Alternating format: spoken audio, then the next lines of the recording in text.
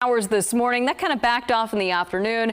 Some of that moisture is starting to kind of reinvigorate, especially on the west slope. So Tuesday is going to start off a little showery, but the afternoon, I think in most places, is going to trend drier. Tomorrow morning also relatively mild. We're going to start in the upper 40s from Yuba City to Modesto, low 40s in Auburn and Placerville, and even in Truckee and South Lake Tahoe, temperatures close to, if not a couple degrees above the freezing mark. So that snow level, at least around Tahoe, is going to stay relatively high. You go down into Tuolumne County, Mariposa County, that's where that snow level is going to drop a little bit closer to 4,000 feet. We're not going to add too much new rainfall tomorrow in the valley, maybe a few hundredths of an inch here or there, a tenth or two possible from Placerville southward into Sonora, but the better rainfall, that's going to be in Southern California. So nice to see some beneficial rainfall around Fresno into Bakersfield and some big snow up around Mammoth Lakes too. Not talking nearly that much snow around Tahoe, just enough for chain controls. We do have chains up on 80, 50, and 88. That's as of the top of the 10 o'clock hour.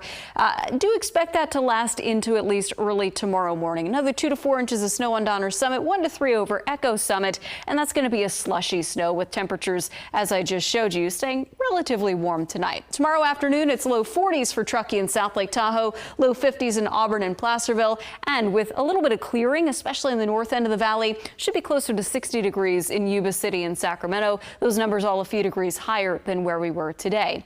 Starting Wednesday, we're going to see a stretch of some really nice quiet weather. So we've had about a week of the clouds, the rain chances, the snow, but just in time for Thanksgiving and a lot of that travel, things are going to quiet down nicely.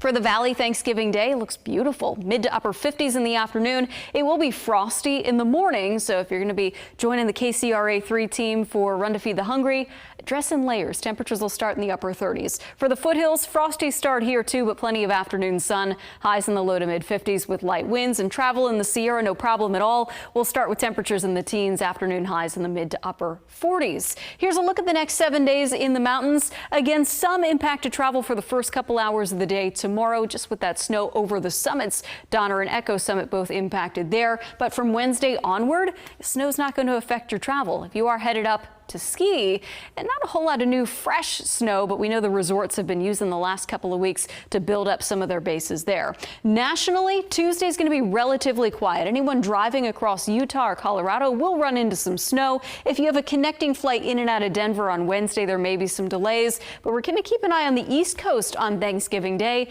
The Macy's Parade may have some rain to contend with, but the West Coast, yeah, nice and quiet. Back to you.